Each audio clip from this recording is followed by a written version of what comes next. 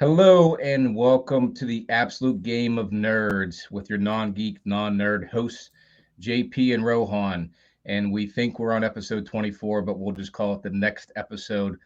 And today's guest, I would call him the professor of comic-nomics, if that's even a word, but I think Rohan can give him a better introduction. Take it, sir. It's an interesting turn there. But yeah, we got a big guest on tonight. I've told this before on the show that on my first day back into a comic book store, the owner was like, "Oh, you can learn a lot about comic books by watching a lot of videos on YouTube." So I started watching videos. And of course, one of the very first one that I stuck with that was consistent was Swagglehaus Comics.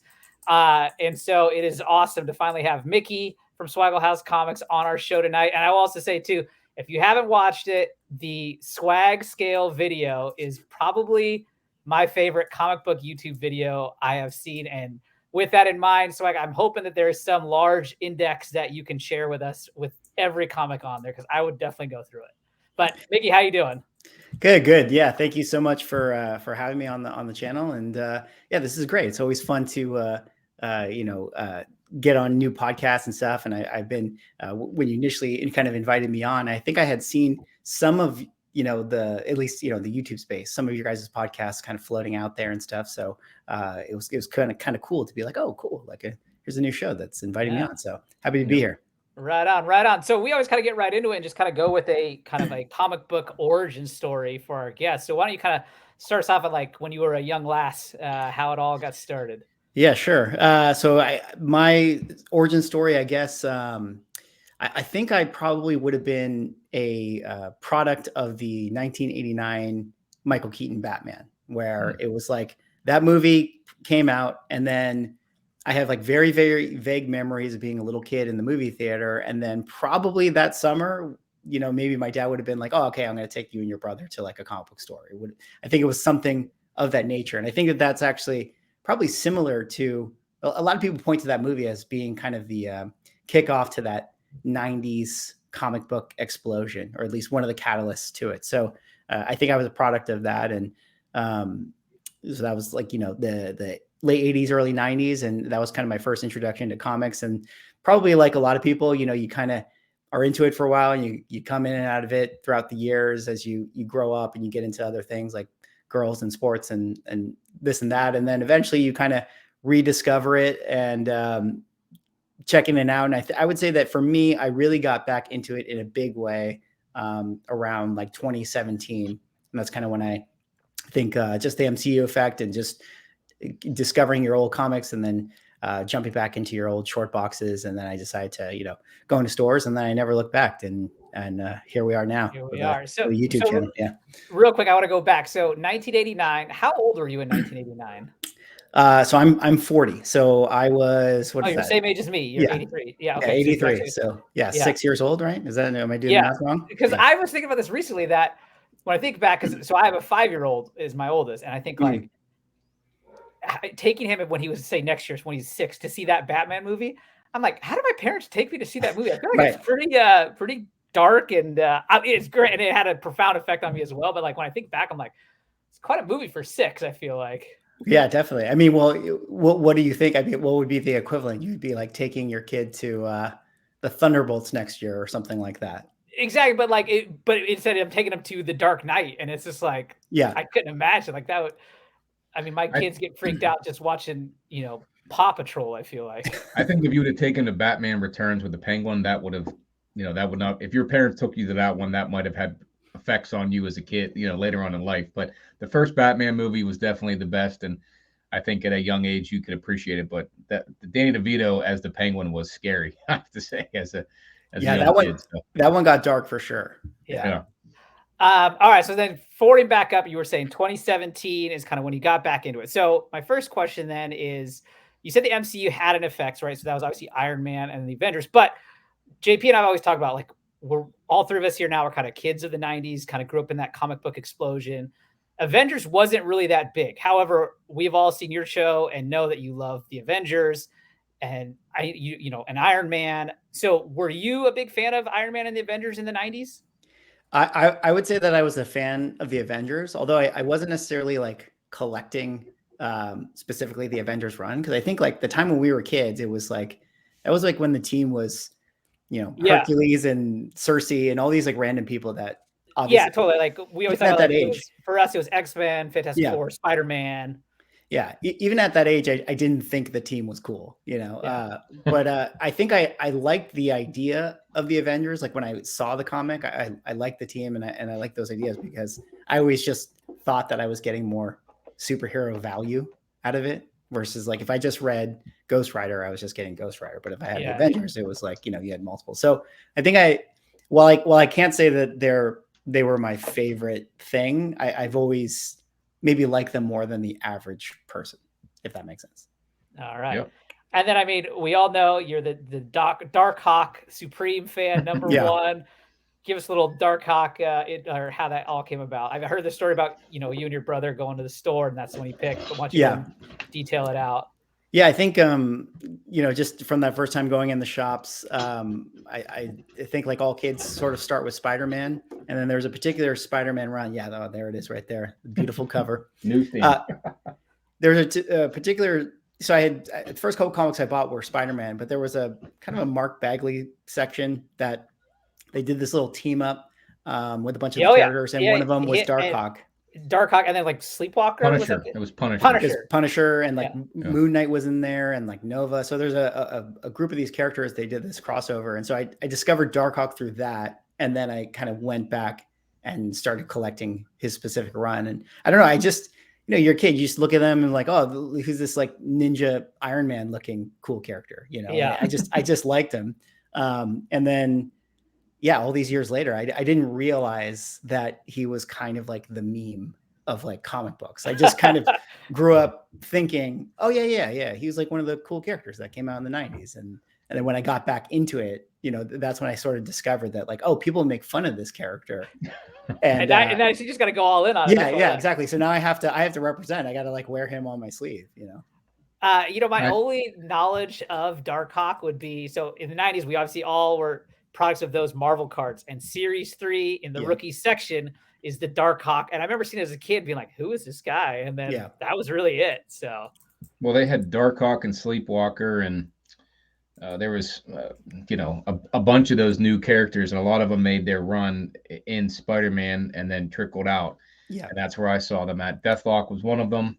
Yeah. He was a guy from the 70s, but they brought him back in the 90s as that RoboCop type, Terminator guy. And it's when I watched your show and saw the Dark Hawk thing, I made sure I had my eye out for that piece, because it whether it's valuable or not, it's still one of that's the 90s. That's a typical 90s book. Totally. That, I had hoped that James Gunn would bring him into Guardians. I thought maybe 2 or 3 just to make it legitimize him, but unfortunately he didn't. Yeah, I think what he did say, right? I mean, he did. I think he did a little tweet of, he thought about it or something like that, but it didn't work out. So you never know. Wait, real quick, so I know, was Dark Hawk's first appearance then in the Spider-Man books, not Dark Hawk 1?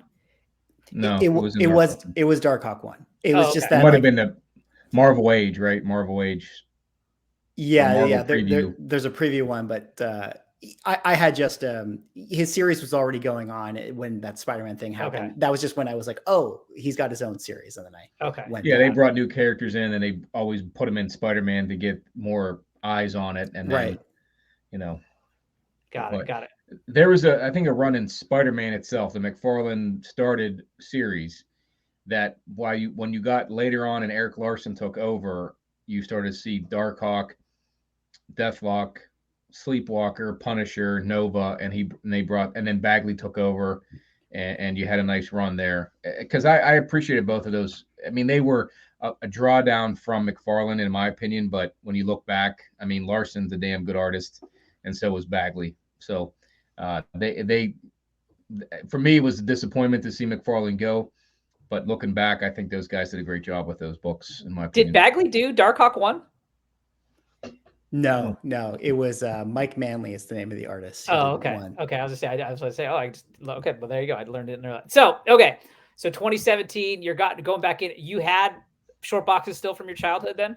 Yeah, I still had all my childhood comics, and through over the years, I I had kind of checked in and read, like, I remember when Civil War came out, what was that, like 2005 or six, the original comic series, like okay, yeah. Just hearing about that, it was kind of like, I don't know, a friend told me. And so I think I read the trade paperback. So I was always like slightly adjacent to it. But it was 2017 when I think it legitimately was like, that's when we got the Infinity War trailer. And I think I just got really excited about that. And I was like, oh, I should, like, haven't been to a comic book store in a long time. I should go inside and just walk around. And that was kind of like what actually got me in a store. Yep. Did you make a first purchase that day? I think I did. I think man, what did I get? I probably just whatever 90s. I probably, I don't know, maybe bought some like X Factor books or something that I just kind of remembered, you know? And then it became like, oh, what do I have in my short box? And like, oh, what kind of, am I missing anything for my run? Like, even at that time, I don't think I had the full Darkhawk run at that point, even though I had a good amount of it. So then it became like, oh, well, I better finish this, you know? Nice. Got it. And then that's when you get hooked. Yeah. Yeah, yeah, exactly. As we have. Yeah. So tell us about now kind of collecting today. What are you into? What do you chase? What do you hunt? Kind of go through that. Yeah. I mean, you know, obviously now it's transformed because, you know, I think we'll maybe talk about the YouTube stuff, but now it's, I think I obviously have a fondness for Marvel because that's kind of what I grew up on. So I mostly prefer sort of Marvel Silver Age, and maybe that's like kind of boring, you know, for some people who've been in it for a long time. I'm right there with you. But that still kind of scratches the itch for me. So that's what I mostly chase, and I'd love to put together like all the, you know, the top grails like of that, maybe an A15 one day, and all those types of books. So those are the ones that I still kind of collect, but yeah, a lot of it is just stuff that I still like and stuff that I find maybe good deals out in the wild when I'm kind of wandering and digging and stuff. So, well, yeah, I mean, I know fairly recently got an X-Men 1, which is what my hopeful next big book is X-Men 1. And then you just got a TOS 39, I remember seeing. Yeah. So what would be your next goal big book then? You know, it's hard to say. I think, you know, I've been, it's not necessarily on my like list, like I need it, but as far as like those big books, I kind of just look at like, oh, you know, what's kind of the market doing, and like Journey into Mystery 83, like the first Thor, like I see it kind of slipping through the cracks every now and then when I watch auctions. I think it'll kind of remain that way for a bit. Yeah. So that's kind of one where I'm like, oh, like, you know, I mean, if the right one comes along, like maybe I'll grab one, you know, like, so it's those types of things, but I know that I would like to get like an AF-15 and stuff like that eventually. Yeah. And when I did the introduction, I called you the professor of comicnomics because you have the graphs. I mean, my background is financial economic. That's what I do. So when you do graphs, I listen to CNBC every day. Then I turn on YouTube and I see graphs that you do on the Silver Age and Bronze Age. And I'm like, all right, I get it. You know, and exactly. You look at it, I would say, as an investment too, correct? Yeah. Where I do, Rohan, you're more into it, not for the investment side, but you understand the value, obviously. So yes, it's not lost in it, but where I'm trying to buy, we're all trying to buy it at a certain price, but I wanted to appreciate to a point that, you know, that you've made money on the comic better than cash, right? Yes. Yeah. So when I got back into it, I looked at it as an alternative to cash, right? With inflation and whatnot. Totally. So that's what I've been doing. So your charts, I mean, they're just, you know, like a normal thing for me to see. Yeah. I appreciate that. Well, it's funny. I mean, and hopefully, at least when you, especially someone like you who's like really truly has like a, you know, a big background, and hopefully it's like, oh yeah, like, I mean, what it seems like you're talking about makes sense. I'm always a little bit like, you know, I'm just doing it, you know, because now it's one of the things where it's like I have a YouTube channel, so it's like there's a little bit of a motivation to do it, you know, and share it with people. And it was just something that I thought like, oh, nobody, you know, that everyone's got like different kind of niches and stuff and what they can do. And there's other great YouTube channels like, you know, Very Geary and stuff, and they do unboxings. And it's like, I'm not going to be able to provide that, right, with those videos I do, because I don't buy collections like that. So it just kind of dawned on me as like, oh, I don't think anyone's doing this work, and I would like personally to know the answers. So maybe this is something worth doing. You know? Well, yeah. let's get into this. I mean, we all know you from YouTube, so why don't you kind of give us? Why don't we start with you? There is a video I know you shared the story of your name, but why don't you go ahead and retell that story as well? Oh, sure. Yeah. So, my YouTube world, obviously Swagglehaus comics and stuff, but outside of my YouTube life, I'm based in Los Angeles and I work in entertainment and I direct music videos and commercials but mostly now I do screenwriting and I write in kind of like animation and video games and things like that. But years back, I did a music video with Wait, are you on strike right now, Mickey? Yes, technically. Yeah. Yeah. Oh, all right. Yeah. But some of my projects are not WGA related. So I still have some things that I'm working on, which is good. But the years back, I did this music video for this artist. His name was Soulja Boy. And yeah, I definitely know Soulja Boy. Yeah. And he had a video called Pretty Boy Swag. And I was directing it and we were hanging out and we were getting along well and stuff. And somewhere in the middle of the day, he went over to me, he said, Mickey, you got swag, man, but you got like nerd swag. And he's like, you got like a swaggle. And so he kind of made up this word. And then swaggle became this like moniker that I kind of just adopted in a way. And then I think I just tacked on Haas because it was like a cool way to say house. So it was like House of Nerd Swag. So Swagglehaus is like became my gamer name. It's like if you play video games, you always have a gamer name. So that was what it was first. And then I think I just had Swagglehaus, this YouTube. I just had it. And then when I just started to make my channel, I was like, yeah, this name's good enough. Let's run with it. And so I think that's a great story. It is. Yeah. So we used to use that word his house, like come to my his house, we said it that way. So I get it now. And Have you heard from Soulja Boy since? No, I haven't spoken to him. It's been a little while since I've spoken to him, but that would be an awesome like YouTube video if you got him back on and be like, look what I've become. And yeah. I'd tell him he'd probably be like, he's like, I made that up. I'm like, yeah, I mean, it was a core memory to me. Yeah. So 2017, you got back in. When did the YouTube channel start? I started during COVID lockdown. So, like a lot of people, COVID lockdown happened. Being in the film world, I definitely did not have any work going on, no projects and stuff like that. So I was like, what am I going to do with my time? Let me try doing a YouTube channel. And I think I always wanted to do a YouTube channel. And I was maybe at the time thinking like, oh, maybe it can be like film related.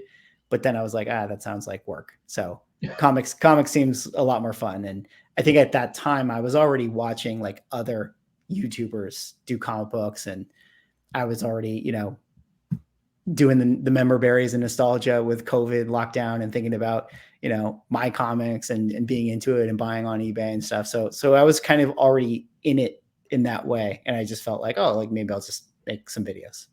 Who were you watching in 2020, 27, or even before then? Like who were you watching on YouTube then? So that time, the people that I saw were Comic Tom, Reggie Collects, Very Gary. Those were three that I probably discovered. And then, those are the main three that I think I watched the most. Okay. And then that was kind of like my sort of inspiration into it. Okay. And so in your videos, we've all heard you talk about Mrs. Swag. Was Mrs. Swag in the picture when you started your channel? Yeah, she was. And, I think she thought it was cute and funny, I guess, when I started, but like, obviously with a wholesome eye roll, as you do it, but, and she thought that I liked it. So she was like, yeah, do what you got to do or go ahead. Something I'm kind of curious about. So like, JP and I's wives, similar boat. Like they could not care less about this world. So, when I told my wife about, we're gonna do this podcast, she's just like, okay. But, at least to her, she may see it as like, at least I have someone I'm talking to while I do this pod. Whereas like you're filming all these videos and you're by yourself in this room, like talking. I'm just kind of curious how your wife, like what she thinks. Oh man. She makes so much fun of me for it. And you guys don't see too, where it's like, it's the pre-recorded videos, and there's definitely videos where I mess up or whatever. You're just having like an off. I mean, you guys probably experienced it. Like you just have an off day and I can't get the intro out You know, Right. I'm like, ladies and gentlemen, welcome back. And then you know, and I my tongue gets tied and I drink water, and maybe she's heard me do this intro like 10 times, and then she just says like, just take a breath and slow down, you know, or whatever. So it's just she teases me for it. Yeah. You do have one of the fastest like, subscribe. You know, you do that pretty good, I have to say. Yeah, You it's probably very would be good at smooth, reading very smooth. disclaimers. Right? Yeah. Yeah, I guess I've had some practice, but now I just sometimes I think about just kind of humming it, like, all right, guys, all right, yeah, you guys, yeah, You know the gist, right? yeah, gloss over. But I've seen you put like Comic Tom and Gem Mint, those guys, like, they are performers, we'll call. Like, the way Comic Tom speaks into the microphone, like he is, and with Reggie, he has one of the best voices. Yeah. Him and Miss Bird City, if you know her from Yeah. and JB, those three probably the best voices I've heard. And your stuff, lately I've been watching, like, you're putting some stuff into it, like the strike you were doing. Oh you yeah, I know, a little love that, video like on the that. how it's CGC. Yeah, I love yeah. that. Definitely into that. That's Yeah. right. So, like, you don't get that most of the time. They're just sitting there, right? And so those guys are animated, and you got the nice video. So it does add for some enjoyment, you know, like visual, you know, funniness and whatnot, and not taking it too seriously, because you're doing you know, we're talking about the you know, investment aspect of it in some regard, and the hot books and stuff, and it just makes it fun. So I do appreciate that. Yeah. I'm glad you guys do. I mean, it's good to hear that, because, you know, I just always think, like, I'm just always trying to think of, like, to play with, like, the conventions of, you know, because I watch other people's YouTubes too, so I understand their inside jokes and memes and stuff, and so Right. I always appreciate that. So I'm always trying to think of, like, oh yeah, like a funny way to change the intro or make a joke about whatever, and yeah, hopefully people pick up on it. I think sometimes people are like, what the hell is this guy on? You know, yeah, but it's not. It can be. It's not dry because it's fun. It's just comics, but it's the same. Sometimes the same YouTube video to talk about it, and you need the personality, and that's what you have. You know, that's what's fun about watching your show. Comic Tom, Lords of the Long Box. There's personality there. It's fun. You know. Right. So I appreciate it. It's but then you do, which I would like to do, more interviews of at conventions, and you do a great job of. They all want to talk to you, right? So you don't, like, I don't have. Sometimes, I usually see these curmudgeons who don't want to talk to me and just seem pissed off to sell books. And these guys are like, you know, I know the guy from, what's his name? He's from your area, from California. He's a school teacher. Oh yeah, Christian Elvin. Yeah. He's always super happy. And then you get a lot of guys that are in good shape, good, you know, good spirits, mood, spirits, and whatnot. But I you know, I see nothing but curmudgeons. Well, you're that's definitely the case. I mean, I've definitely, you know, like Christian Elvini, like he's great, and he's always like happy to take time and talk and chat with me and stuff. And some of the other ones are, you know, now because I'm in SoCal, so you see the same shows or you see the same dealer. So yeah, like we have a kind of like a rapport, or they're happy to talk. But there's definitely a lot that I've gone up to, and they just, you know, I always ask them, I'm like, Rohan, you want to do it this time? And then they're like, no. Yeah, and that's the only thing about the hobby is that I don't want to be the old guy who's just trying to sell my books to get rid of them. Right. And that's what I see a lot of guys. I'll go up to these guys, and I always ask, "Are you looking to buy or trade?" And they're like, "Nope." I'm like, and they don't want to talk anymore about it. They're not, you know. A lot of them will still say, "Yeah, sure. Let me see what you got." Oh, I have all this stuff. But some of them are just like, "Nope," and they're just seem pissed off. I'm like, I don't want to be that guy any day soon. Like, it's super fun to watch YouTube, see what's the hot book, see what's trending, see what's going on with Silver Age, and go see him at a show. But some of those guys can bring you down. So I'm glad you bring up you obviously interview the guys that have the personalities too themselves. It's true. I mean, you're right. Like it's like this. I don't know what it is. There's just like that. There's definitely that archetype. I guess that's what, you know, the Simpsons character. You know, like the comic book store guy. Like there's that like sort of pretentious archetype, but then there's also like, I know what you're talking, like the kind of just the grumpy old dealer who's just like, you know, nothing's fun anymore. You know, don't be at the show. Like I get a couple guys that think they know everything, and that kind of turns me off too, because Rohan and I are new to this year now, right? We've been into it a year, Right. but we were in the 90s. We saw the boom happen. Yeah. So we knew something, but CGC wasn't prevalent. So now when it comes to grading, you talk to somebody and they act like you're an idiot. And I'm thinking, all right, I'm not buying books from you. Now you're mean. Let me go talk to someone that actually gives a crap and enjoys this hobby. I mean, again, you want to make money doing it in some regard. You don't want to get, buy a book for $100 and get rid of it for $1 because you FOMO'd it and got ripped off. But, that's what makes it fun, is to find them in the wild, try to resell them and buy the books that you want. And some guys get that, and other guys are just, it's all business, all business, and yeah, unfortunate. So, yeah, and not to derail it, it's totally a shame, because I feel like you want new people and stuff, and like I think we even forget, like, even if, like, I'm only 2017, you guys just the last couple of years too and stuff, and it's like, but you forget, like, I mean, the first time I walked back into a comic store, I had no idea where to go. Like, I didn't I couldn't remember, like, oh, these are back issues. Like, oh, that's the new, like, I didn't even know. So many of those things we take for granted now, especially. And so if someone goes, like, I imagine, like, going to a comic book show in particular, it's probably pretty intimidating. Like, if you don't know it, right? Like, if you're at, I don't know, wherever, New York Comic Con or San Diego Comic Con, and walking around the floor, and then you go to the dealer section, and you're like, you don't even know where to begin. So it's like, it sucks if the dealers there are not like inviting in a way. Right. Yeah. You want, and again, like, I go back to my roots in the 90s, that I have the same spiel that I would say to a dealer. Are you looking to buy or trade? And almost like that's my sales pitch, to see if they're willing to talk with me about it and gauge if they're, oh, let me see what you got. Like, well, they're going to give you 50 cents on a dollar or 25 cents on a dollar, which I get it. I got overhead. Well, so do I. We all have overhead. So yours is different than mine, and you meet a lot of good people from that. And this community, at least on Instagram, on YouTube, and some other people I've met at the shows, my local shows, have really made it fun to be back into it. Right. You always have bad apples here and there, but I remember going back into the comic store right after everyone got their COVID shots and whatnot, and we can finally venture out into the world without a mask on and whatnot. And I just looked around, like you said, looked around to that store and was like, what should I buy? like I can actually afford some of this stuff now, not all of it, but maybe that one book that I didn't get, that Punisher #1 for $100 that I didn't buy, 20 years ago. Right. So that, you got this nostalgia feel, and where do I go? And then next thing you know, there's everything you want to buy. Yeah, totally. Yep. So Mickey, kind of going back to the channel, you obviously do a weekly, the hottest traded comics of the week, like on Monday or Tuesday.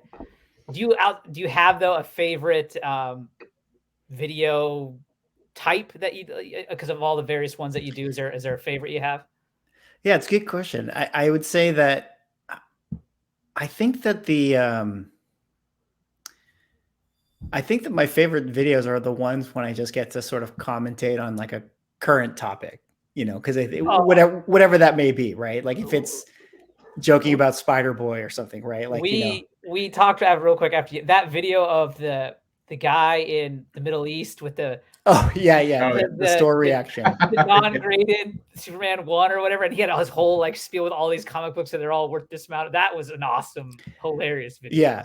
Yeah, that was fun. That felt like it's like, oh, this is some real YouTube stuff, during React video and but yeah, I think those ones are kind of fun. I think the like the trending comics one, I try to be a little more like paint by numbers with that, meaning like you're not going to see me do like a protest intro on that stuff because I feel like that's more of like a, all right, guys, Monday morning, drink your coffee. All right, here you go.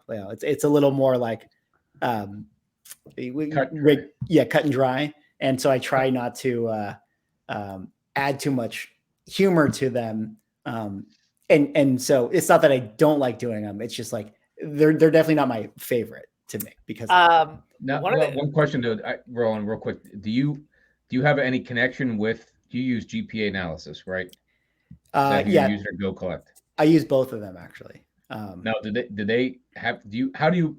you make the list, you take their list, but do they do any help, like help you promote that? Like, because of how many subscriptions you have, you can use Go Collector GPA to do the video to get that top 10 list. Yeah, so I just commentate on the lists that they're doing. I mean, kind of how it started is, all these different places have different hot lists, and they all kind of have like different ways that they sort of evaluate, which comics are going on. And I think when I was just doing my channel, like in the first kind of year, there was that they had their hot list, and I felt like no other YouTubers were covering it. So I just was like, oh, like maybe this could be something that I cover. And so that's kind of how it started. And then I've since formed a little bit of a relationship with them where they're not like a sponsor or anything. Right, but they're involved. Do they give you like the info ahead of time or anything like that? They don't go so far because like I know where to find it, And so if they skip a week, they'll skip a week. So it usually comes out the two days before I end up making a video about it. So that's why I'm always able to kind of be in front of it. Yeah, I mean, they've just kind of had a good relationship, and I like what their company does, but I do subscribe to both them and GPA because I think they provide different positive things. Yeah. Oh yeah. The other videos of yours that I really enjoy and I actually do learn a lot is when you guys, and oftentimes you do it with like Drew from Como and Ryan from Automatic, the like watching a heritage auction and just kind of live commenting through it, or the Comic Connect auction or whatever. Like you did one when you watched like a Superman 1. Like I really enjoy those ones as well. Yeah, those are definitely fun, and I think when the very, very like the big, because they a couple times a year they have like the big ones like that are going to be the most expensive comics. So those are always nice to try to get some people together and talk about it, because there's definitely feels like there's always a lot to talk about in those. So I don't know when the next big one is, but I definitely want to keep doing those. Yeah. Well, and then Aaron keeps bringing stuff out. There'll be almost a big heritage auction every so often from Fantastic. Yeah, we sat down with Darren last week, and he was just talking. Oh, cool. And telling us about all this stuff, and it's just like, but like you said, he's not going to destroy the market, so he doesn't have any intent to just like flood it with stuff. So that takes. I think he really has some understanding of that stuff. Like most people just say get rid of it, and he's like, no, we got to. He's very methodical about it, which I think is awesome. Well, that's actually an interesting topic too, because there's like people who it's like they got like 30 copies of AF-15, and if they just like one day just decide to be like, oh, I'm gonna sell all of them right now, like, I mean, there's people that could absolutely create chaos if they just decide to. But I mean, I watch the market every day, and you see, you had that. I think it was 2011. You had the flash crash. Yes. Because a glitch on a computer system. So, I mean, you get somebody who wants to screw up the market. The Kennedys did it back in the 20s. Yeah. So. Yeah. So I mean, but yeah, it's all based on the idea as long as everything is still running. But there's always the potential for craziness. That's crazy though. I mean, it's really hard to. That's the only concern. I guess it eventually it'll. If that ever did happen, you'd have things would eventually get to equilibrium, but you'd have that rockiness until that time. But there still is that concern, like knowing the GPA, how many are out there is so important. Yeah. When you're buying this. And I think my biggest item, and Rohan, maybe yours too, is as long as you get it for a good price, you wanted that item, right? Hulk 181. There's tons of them out there, but it's just, you wanted that as a kid, so you got it now, and you paid some money for it. So as long as you walk out of it with your money back, but if it goes to zero, I think we'd be pretty pissed. But, it was something that we wanted as a kid, right? That nostalgia is worth something, right? Yeah, totally. So Mickey, I think also one of the things that's impressive is like the amount of volume of content you create. And so you're all pre-recorded, outside of those live feeds with the auctions, it's all pre-recorded. So, a 20-minute, we'll say, video probably takes, I don't know, an hour to edit. And so like you got a full-time job. You already talked about your job in Hollywood and whatnot. So how much would you say hour-wise are you spending on this stuff outside of work? Oh man. It's it becomes longer, right? Like, you know, especially as it's grown, you know,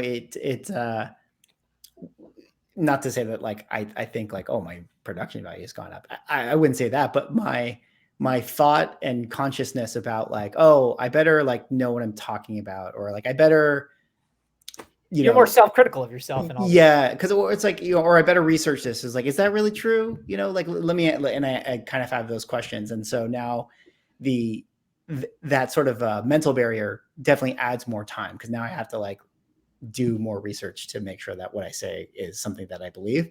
But I do a lot of screenwriting from home, so you know, this is where I sit, right? Like, you know, when the camera's off, I'm still sitting in this chair. So I've just sort of been able to kind of keep it in somewhat of a system where, you know, usually I wake up fairly early and I'll pound some coffees and shoot it, and then get it out there, and then I can go on with the rest of my day. Or if I'm fortunate enough to shoot it, maybe a couple, I can do like 2 in a day or something, and then, you know, block it out. But it's always a little bit, it's still like a process and trying to understand the system as best as I can. But I try also not to like sweat it too much, in terms of it being like so serious. If I got nothing, I got nothing, you know, or if I can't think of it, I can't think of it. And that's why like you know, I try to put out a few a week, but there are times when it's like, oh, you put out like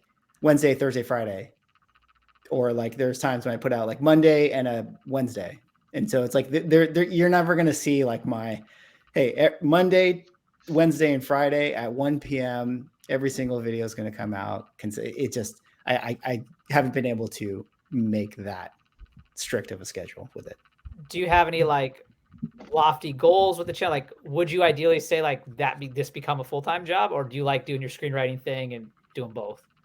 I like doing both. I mean, it's been cool that, you know, like I wrote a comic book, and so, well, you know, there's cool little like, oh, maybe there's a world where both of these can sort of coexist in a way, or it can be partial career stuff.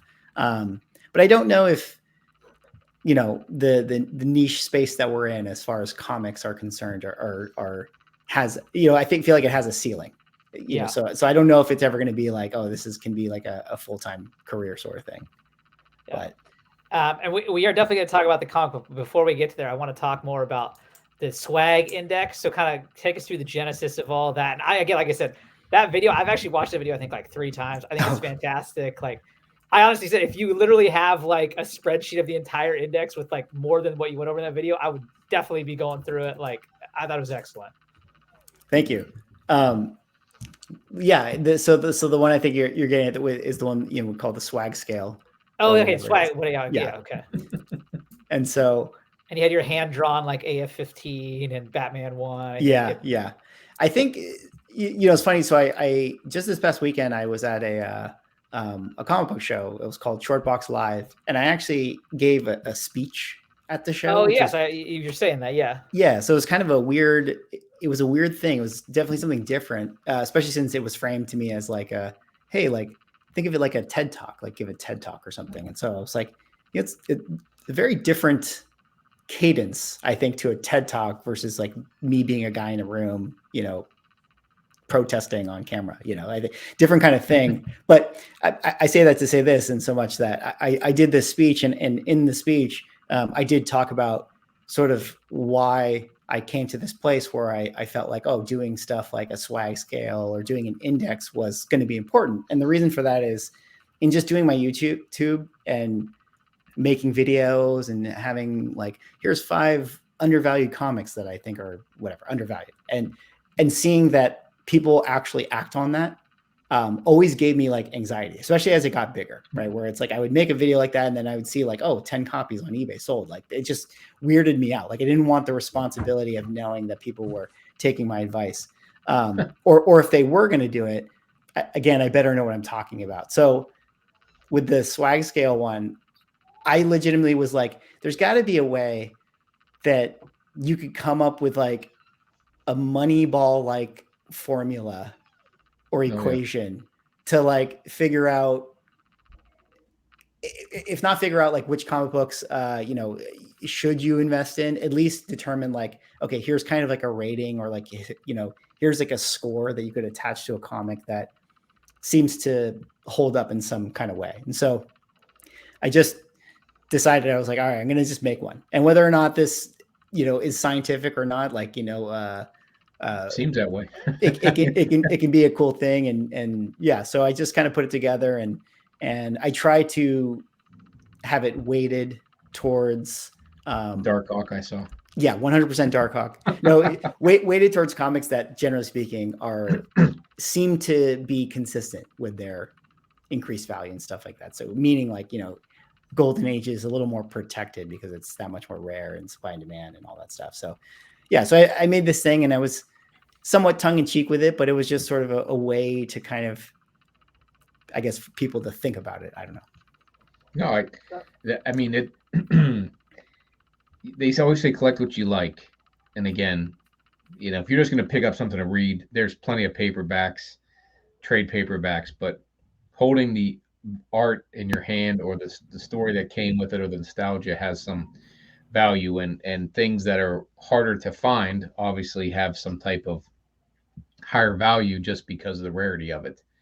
And so I think that many of us you can buy a bunch of, Tomb Raider books like I've been buying just because you like the artwork, but it isn't going to hold up. More than the artwork, JP. Well, but I mean, is it going to hold up long term? I mean, is somebody going to say, my kid's going to go through this, 50 years from now and say, wow, thank God Dad bought all the Tomb Raider books because now we're rich. It's like, there's certain books that have that long-term investability, or holding its value, right? Right. And being iconic, and being a, what's the word? I mean, some of the stories that Stan Lee wrote, I mean, they signify those times. Right. So there's a lot to them as well. So is there a full built out spreadsheet here? Well, I mean, I did it on the whiteboard as best as I can kind of explain, but yeah, I have like my own sort of spreadsheets and stuff, and done what the Case-Shiller index is? The Case-Shiller index? No, which one's that? The Case-Shiller index is an index about, real estate properties and all that kind, basically a professor. So we need to have, you have your index name. So someday you might be on CNBC explaining your, Swaggle index. Yeah, UCLA is going to give you an honorable PhD, and this is your dissertation right here. And maybe, I mean, it's funny because people were like, yeah, Swag, you should do something with it. I'm like, what am I going to do with this? Like, what do you mean? Like, you guys figure it out. But did you guys on CNBC, they had a fantasy football draft when the draft was a couple weeks ago, and they had who's the guy for the Detroit Lions, play on Sue is his last name. Ndamukong Suh. Ndamukong Suh. They had him on there. He's a big investment related guy, background guy, and they had all these football players on there talking about this. And Rohan, you pointed out to me that there was a former Jets player Giants player who sells New York, right? Pokemon so cards. He's same city. Pokemon cards, right? So they had him on CNBC. So someday that might be the ceiling, beyond the ceiling for you on this stuff, being on. I might see you on CNBC someday saying, look, maybe I always say, like, all these companies like Go Collect and GPA and Cover Price and all these companies, I just think, like, I mean, I feel like they're already diving in this data stuff. Like, I feel like they should be building these things, but there's nobody building that. That's the information people need, is to know, like, all the background, the trending. Like, there's so many different items that go into, when you choose a stock, you put book value, you can pick, technical, right. You can pick, whatever, you name it, to track it. And not all of them are right, but they're all a way for you to figure out if that is the right trend, the 200-day moving average, the 50-day moving average, like showing that on the scale for what you do, seeing. I'm waiting for that silver and copper age to bump. Right. Yeah. We've seen it's starting to trend upward, but it hasn't been like recovery back to 2021. So I'm waiting for you to show us that some days. I mean, we've done episodes, and one came out a couple weeks ago was with Steve Borok, who was one of the starting guys at CGC, and then with the episode that just dropped this past week was with Fausto. He's the lead Marvel consultant for CGC Cards, and we kind of both with them. We talked about like, how did you get into this as a job? And they were all just like, we just kind of got really deep into the weeds as collectors, and they kind of came to us. And so, maybe that's something like, Go Collect or whoever comes to you with, like, hey, you've already done a lot of this work. Like, let's actually publish it or do something with it. So who knows? Yeah, that would be nice. Go Collect. I mean, I appreciate it. I mean, again, there's so many people that got into this in 2020 because of the collector side of things, because of nostalgia, but also because the investment side. It's another use of cash, right? Totally. And a lot of people who are our age that got disposable cash are looking for things to do with it. So listening to your podcast, your YouTube videos, and that index that's so helpful, because we probably grew up on CNBC and all that. At least I did. I remember watching it in the 90s, because you could buy a comic and make money, and you could buy stock and make money without even all you had to do was take a dart, throw it at the Wall Street Journal, and you'd make money in the stock. And then eventually it died off, just like Superman 75 killed off comics. So it became harder between that boom and this recent boom that's now ended. But I mean, that's like, it took real people to know the intricate parts of it that you're pointing out, right? It isn't just luck. There's important aspects of picking the right comic, and that's what you've been showing us. So I think it's neat. So I do enjoy it. Yeah. Cool. I'm glad to hear that. So I'm a nerd on top of a nerd. We'll put it that way, right? Double nerd. Yeah, we intro with non-geek, non-nerd, yet here we are. So yeah, let's talk about your comic book. How long has that been in the making? Like, how long have you been thinking about it? Like, kind of take us through that process. Yeah. So I just completed a Kickstarter run for my first issue of my first written comic book. It's called Sanity, Rise of the Occult. It's like a Lovecraftian pulp adventure horror comic. And so I think it was, it was a project that I knew I kind of wanted to do. I think just working in entertainment and doing writing and things like that. I've always had interest to write a comic book, but it was also like, I never thought too much of it. It was never like I'm going to like actually make an attempt to do it. But then in doing this YouTube channel, it became something that felt like a natural project to try to create. And so I started writing it probably a year and a half ago. That's probably when I started writing it. And then just sort of got the first 6 issues done, the first kind of like arc of the story. And then that was kind of when I actually went into funding to get it produced and written and drawn up and all that stuff. And yeah, just created the Kickstarter for it, and it was successful. And now it's off to the printers, and I'm working on the next issues. So are you is it self-published then? Yes, it is self-published. Yeah. Okay. So then how did you find like the artists that drew it?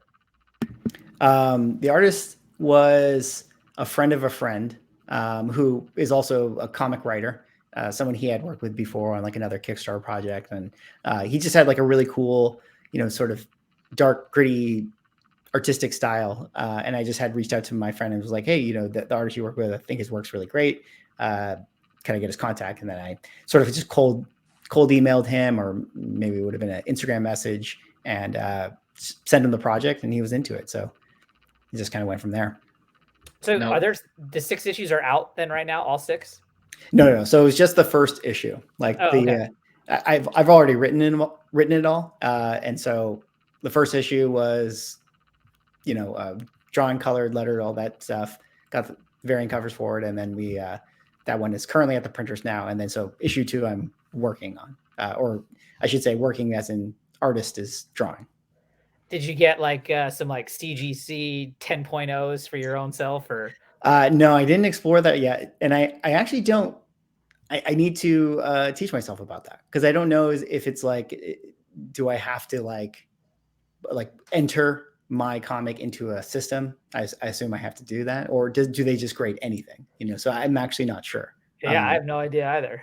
But maybe I should send some stuff, to CGC. Yeah, I mean, you can write. I mean, people write stuff in all the time that say this was the first appearance of X, Y, and Z to CGC. So, I mean, you got to Go Collect can put your comic on the system, Yeah, and then you just notify that on CGC, and they'll grade it that way. yeah. I think they will do it. And it was funny because one of my Kickstarter tiers, like I offered like just sign. Do you want me to sign it? And I didn't think anyone would do it because we know like CGC is not going to verify that, so like Right. it's not going to be a verified signature. But there's enough people that just told me like, no, just do it. Some people don't care about that, No, and that's the thing of exactly. They're part of that initial run you're having. So I think they want to that having it signed means more than having Yeah. CGC see that. So I think that's pretty neat. But we'll have to, maybe I'll have to go to CGC and verify or something. I don't know. Yeah. What? We'll just take it there. Drop. They just did Todd McFarlane, and they're doing Rob Liefeld next up. Mickey is coming on. Yeah. I don't think there's going to be that many submissions. And not well, I can see what you do. You just go to San Diego Comic-Con with CGC there, throw your comic down, sign it, go. You just witnessed that. Here you go. Send this in now. That's what I would hope they would do. And you just witnessed it. So what is the print run on that first issue? So it's about going to be, I'm calling it 4,500 is about the print run for it. So and how did you? So did you? That's obviously going to comic book stores, or like how do you like figure that out? That's a good question. I mean, so everyone who backed it is obviously going to fulfill to all the Kickstarter backers and stuff, and then I have my copies.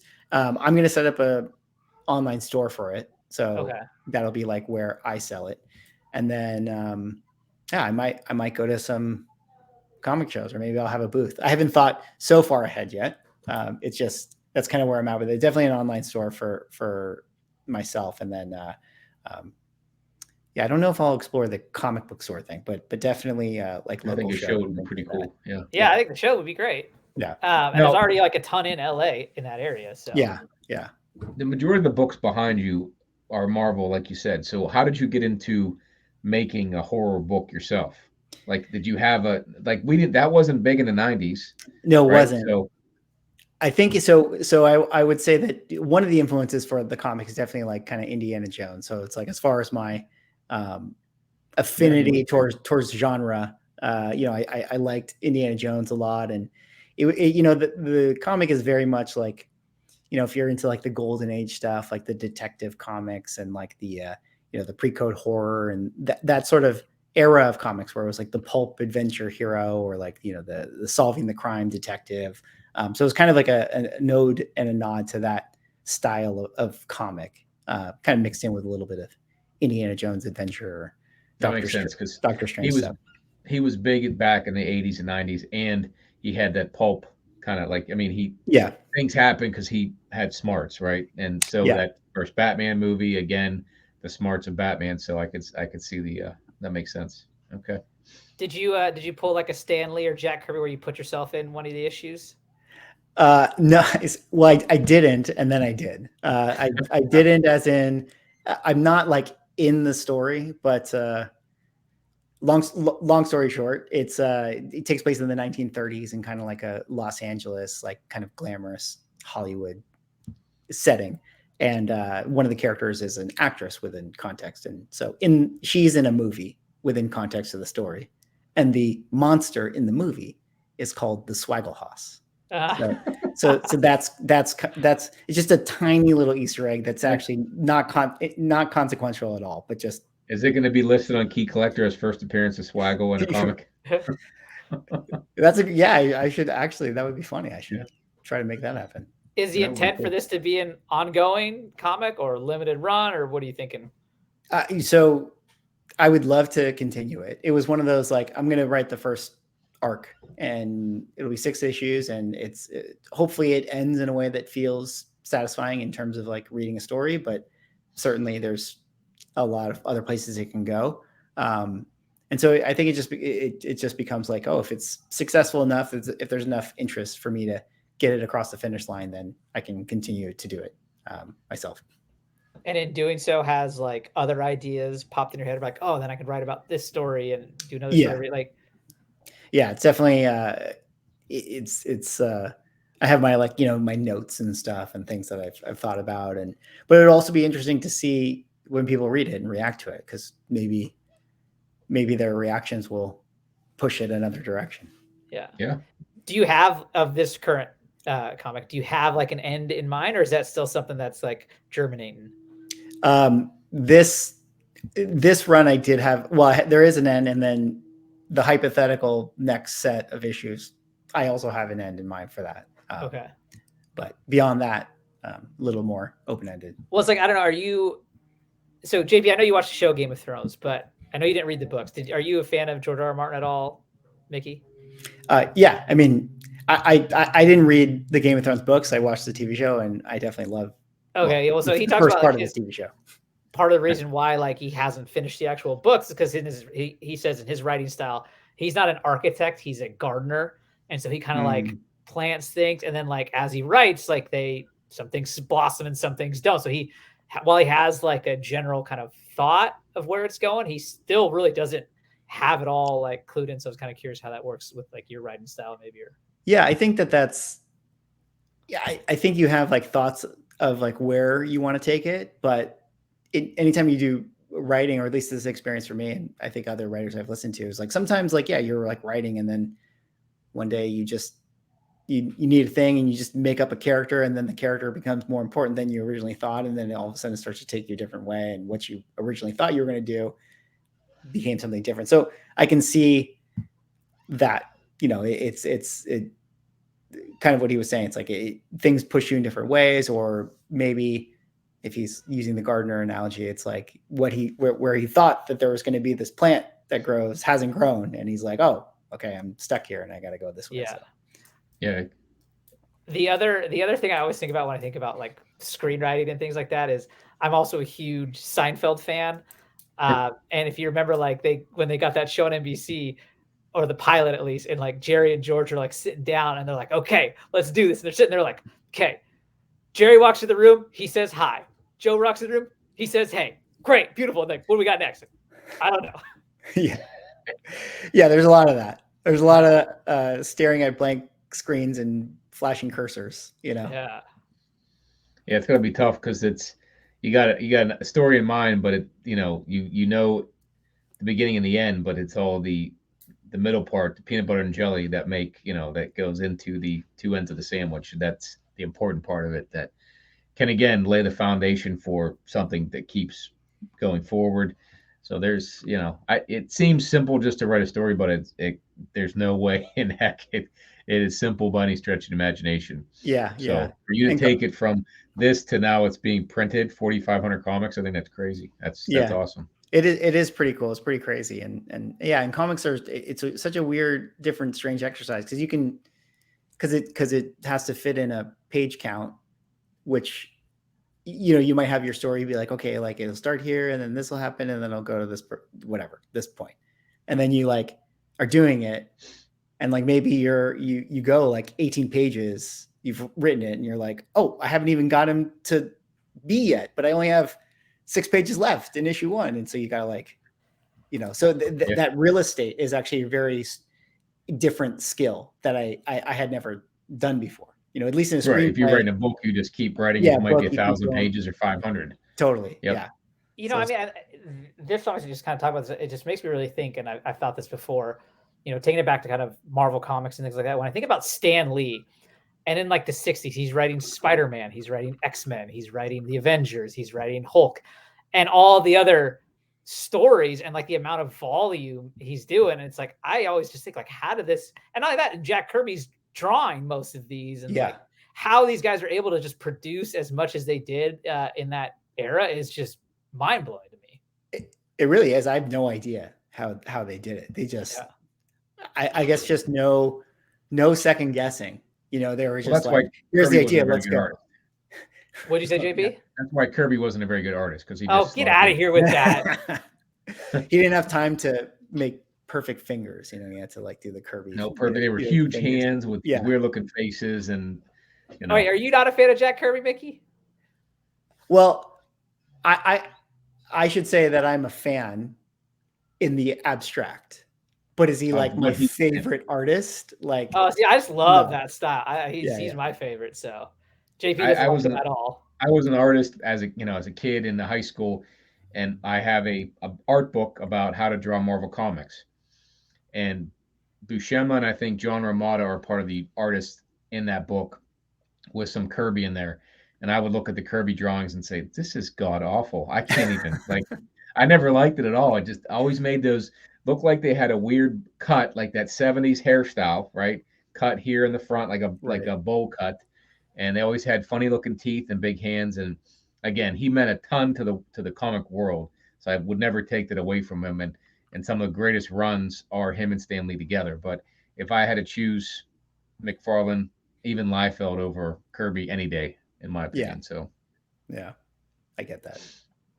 so that's just my point of view. But again, Kirby, he drew it accurately, but there are some guys like I think Buscema. Looking at that cover of Silver Surfer 4, I think you have one yourself, Oh right? yeah. Yeah. I mean, Buscema, I think he and Neil Adams, they had great, like, look like a real person. Yeah. McFarlane did not. Liefeld did not. Jim Lee, I mean, people were bulky. Women were very curvy. I think Buscema and Adams had the most accurate, portrayal of a human being that anybody else had, in my opinion. Yeah. I'm definitely very fond of the Buscema stuff as well. Yeah, I mean, he would be right behind Jacob. I definitely like the Kirby stuff though. Yeah. You like the vacuum, not the drawer, right? Not the artist, right? The Kirby vacuum. Yeah. So, but no. Now in the back of your collection there, now you had an interesting to go a little bit off the comic itself, that experience of what we were just talking about, but you did have a little interesting thing that brought a lot of attention to yourself whenever you were buying some comics earlier this year, or was that an end of last year? Oh yeah. And you were trying to Sometime buy last year. Yeah. yeah, Wait, what are you talking and about? he had a fraud issue, right? I mean, Little essentially. scam that's right, situation. Yeah. So there's a guy going on Elite or on Instagram now selling comics for way under value. And I was like, how the hell is this guy selling it at 181 for like, it was a 50 for $1,400? And $1,400. Elite just set out scams. It's a Zelle scam or whatnot. So I know I was watching pretty adamantly what was going on with the book that you had sold or try to do a trade. And you got some of them back, correct? I mean, you can give us the whole story or at least the parts of it that you like, but Yeah. like, yeah. It was definitely an experience. Quick recap, I guess. It was, I came across a hashtag, whatever it was, like, I don't know, comics for sale hashtag on Instagram. I follow these little like comics for trade and comics for sale and stuff, and came across this page, and this person had an X-Men one that they were looking to either sell or trade. And I went into a trade with him and got on the phone. We talked about stuff. We went back and forth, kind of arranged a thing and a deal. And so the trade was like, he was going to send me the X-Men one. I was going to send him 6 books back his way, keys and stuff that almost basically equaled kind of the value. And so we both sent it at a time, and I did some stupid things. If you hadn't seen it, you guys can maybe watch the videos and stuff. But either way, resulted in a scam. He got my books, I didn't get his, and then he offloaded my books, I think, pretty fast to some other guy who ended up buying 3 out of the 6. And I've since been in touch with that other guy, so I know where 3 of them are. But I thought you actually got them back. No, I haven't gotten them back. The other guy still has them. So we're in that place where, I can't quite demand them back. Yeah. And the guy, he wasn't like, oh, I'm so sorry, like, I'll send it back to you. Like, that was not his stance. So even though his issue technically is with the guy he bought it from, who scammed me. So I'm still at this moment in the legal process of talking to a detective. I actually had hired a PI to help out with things. So yeah, still ongoing. Still, who knows? Maybe. I mean, I'll probably at some point I have to make a video to put like a bow on it. But it's still sort of kind of in the works a little bit. Which it's kind of like, I always wonder about that situation, right? Because we all buy comics or trade comics or whatever, and a lot of it is not at a comic book store. And so there's shipping involved, and it doesn't even have to be a scam, right? Like I actually ordered a card the other day, and when it finally came in the mail, it was just an envelope from USPS. It was like a plastic bag, and it had like this message of like, sorry, we lost your and damaged your thing. This happens because we have such a high volume, and it happens every once in a while. You don't have your card. And, I bought, I got that on eBay. And so it was a cheap one. It was actually a card I was going to get for the Rob Liefeld signing at CGC. And the guy on eBay was really cool. I sent you, was it? No, I got yours, but I remember at the same time I bought another one on, it was like $5 or something like that. But I was just trying to find one that would be like a high grade one that I could send in. And so it was only $5. And the guy was just like, oh, I'll just refund you. And then I'll go through eBay through the shows. But my point is like, things can happen that aren't scammy.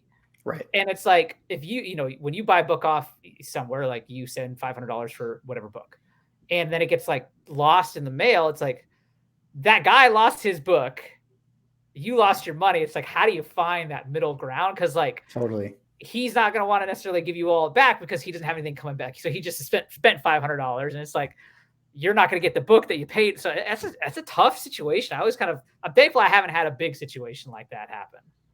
Yeah, but this one was with your guy that bought those 3, like because of they were CGC books, the ones that you found, right?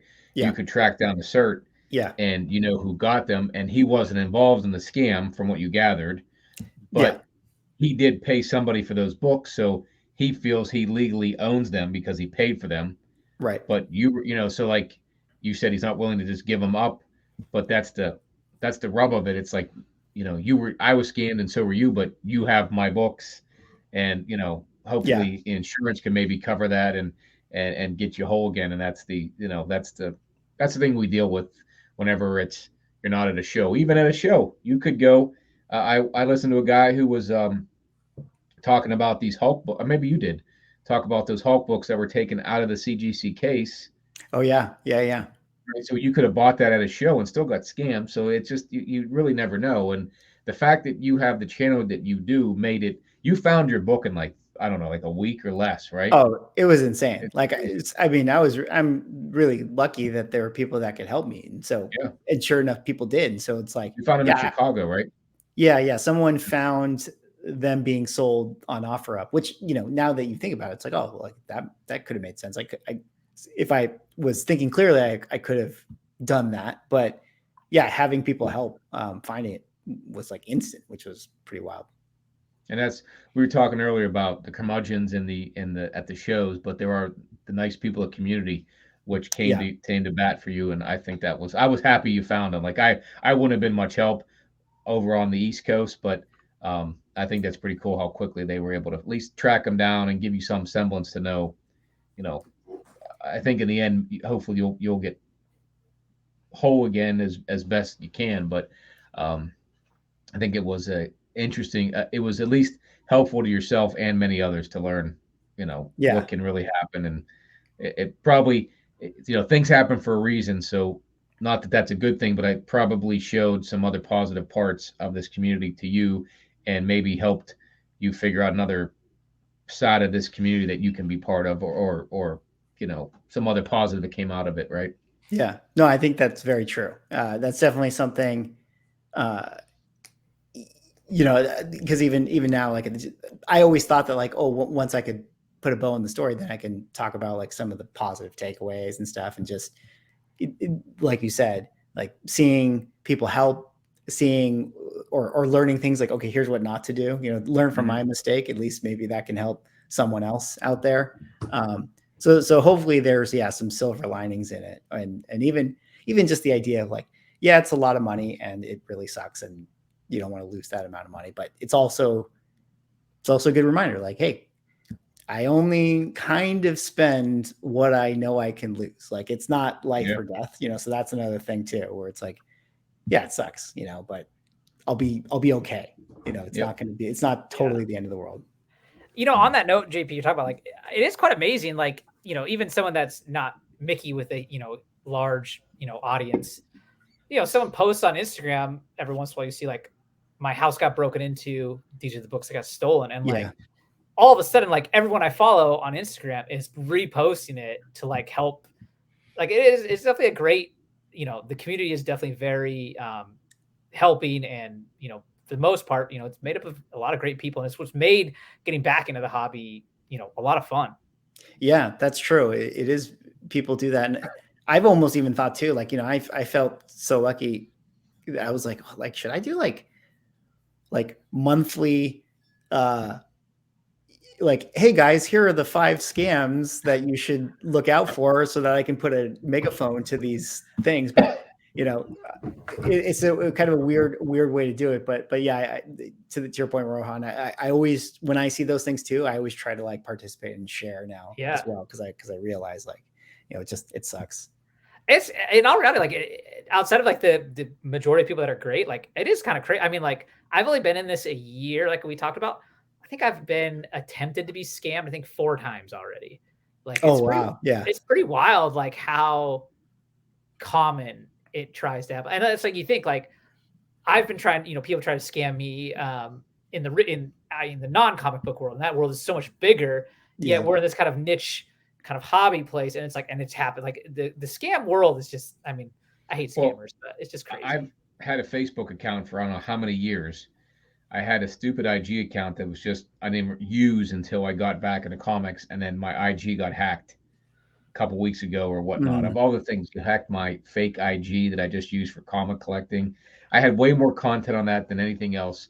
None of it was worth anywhere near the comics you're talking and about. Now it's a bunch of bikini pics of a girl. Yeah, somebody took that and oh my god.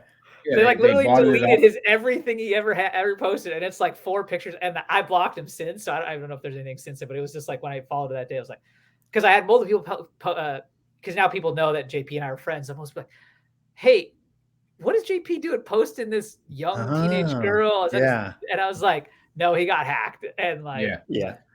I was just coming back from a show in Buffalo, and I had some books I wanted to post, and I shouldn't have been driving and texting, but I was trying to figure out why the hell my Instagram wasn't working. And I'm like, I can't get into it. And you went in and changed the email, and I don't know what they gathered from it, but it took me a year to put 300 posts into it, 1,100 followers. Like, yeah, it was somewhat work, but it was not monetary loss. It was just time loss. And I don't know if I learned to do 2-factor authentication now, but that's that's it. So for the stupidest things, like why did they hack that? I understand getting books, and there's always scammers out there, but what did they get out of my IG account? Like, but you just got to watch. Yeah. As much as this community has its positive, there's people willing to take advantage of us some way or the other. So for sure. Yeah. If there's money in it, people will try to take it.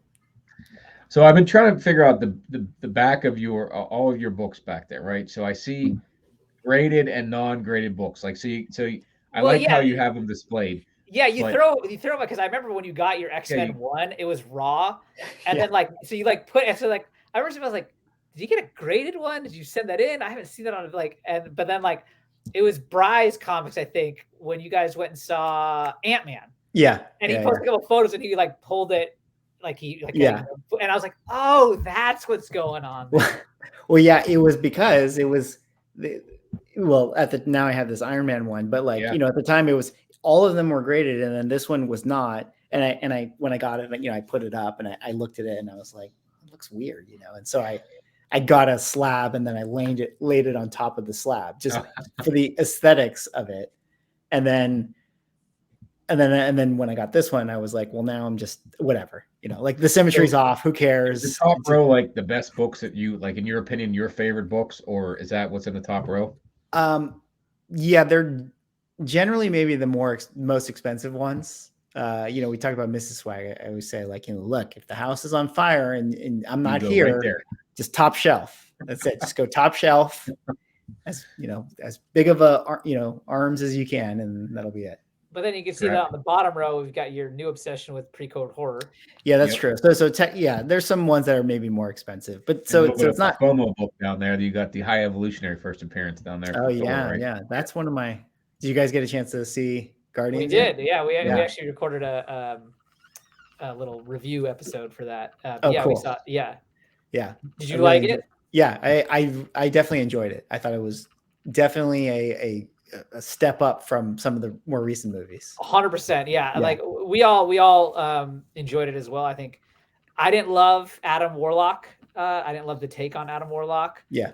And then just kind of my general kind of feeling though is that I am ready for the MCU, and I think a lot of people probably have said this, but I'm ready for the MCU to come back to a more serious kind of tenor.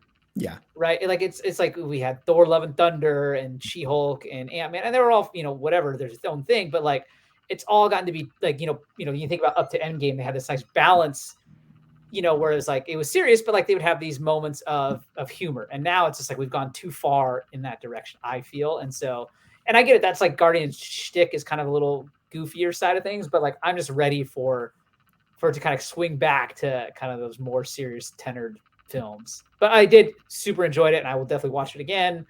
Yeah.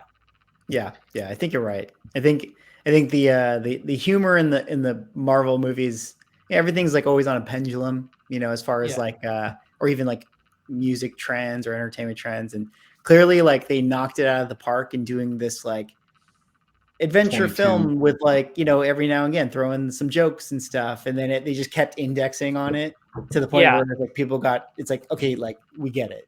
And so now you hope like, oh, like, maybe people do want to see like a darker MCU for a little bit, and then eventually it'll get too dark, and then people want more jokes. And so it's just, you have to like know the pendulum, I guess. Yeah, it's very hard to stick the landing every time for them. Yeah, because people change, and that's like the TOS 39 that you have. Were you a fan of Iron Man back in the 90s? We talked about this on our pod.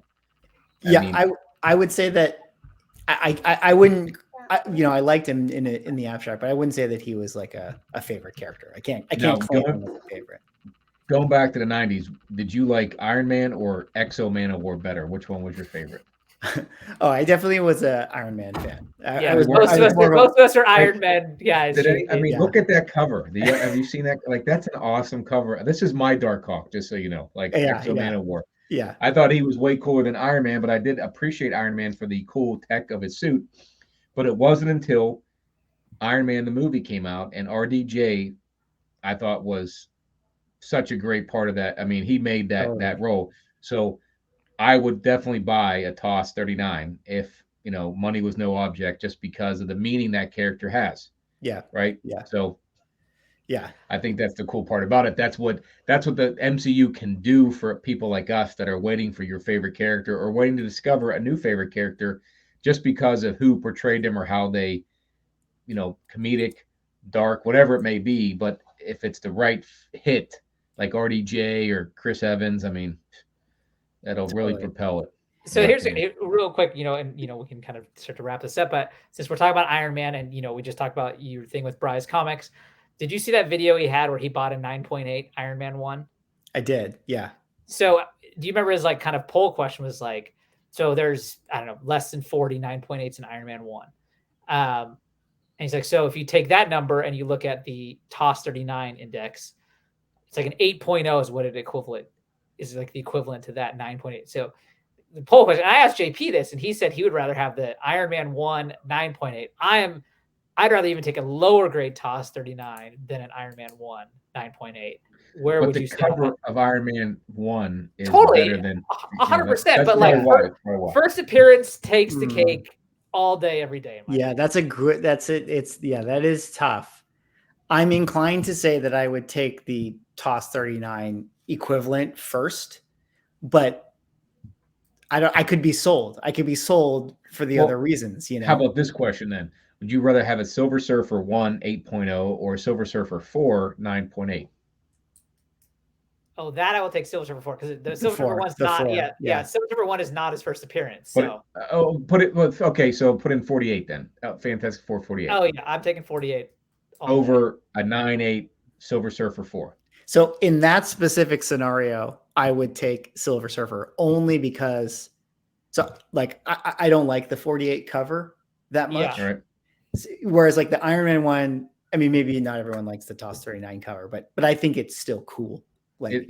So I would take the Silver Surfer 1 in that scenario over the FF. But yeah, that's tough actually. That's tough. Did you on that note, did you see and maybe you can do a live event on it. But in Comic Connect's May auction, which is coming up in like 2 weeks or a week or whatever, there's a 9.9 Iron Man 1 in it.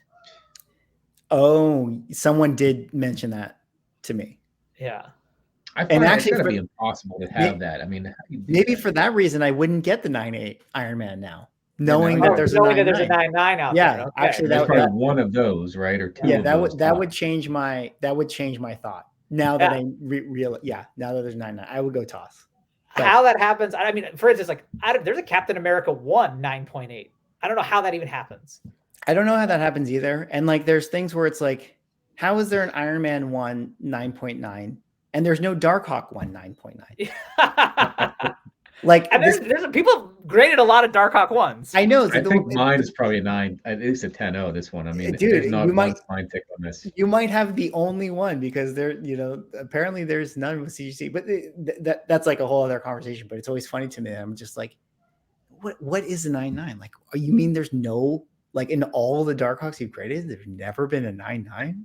Like that's there's like 10 ASM 300s, I think, that are 9.9. Right. And what are other like a first Deadpool, like New Mutants 9.8? Like there's 9.9s, so there's like of the same era where it feels like one of these but I do. One of the people I enjoy watching is Mint Hunter, and again he's looking for 9.8s.